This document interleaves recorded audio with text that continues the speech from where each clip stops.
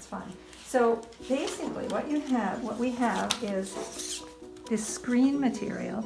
It has a smooth side, which is the emulsion side. I'm not really sure what the emulsion is. I totally don't understand what's going on here. Anyway, you put the emulsion side down on your text, or it could be an image. It has to be black and white, and you put it in an acetate carrier, and then you just feed it in here, and there's a light and it's hot, and somehow the carbon reacts with the heat. The carbon in the ink reacts with the heat, and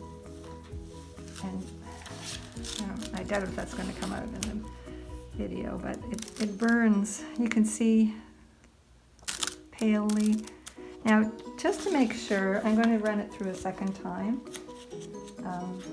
to make sure it's really good and black, because I've had a little trouble lately, although it turned out it was because my computer printer was running out of ink, and so the black wasn't black enough.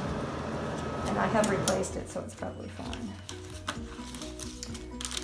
I had a really hard time getting the book covers photographed well enough to make a good copy. So in the end, I actually cheated and typeset these. I looked at the original and just made it as close as I could.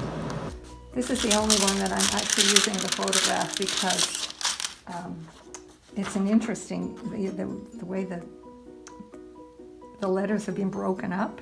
I mean, obviously I couldn't imitate that, so.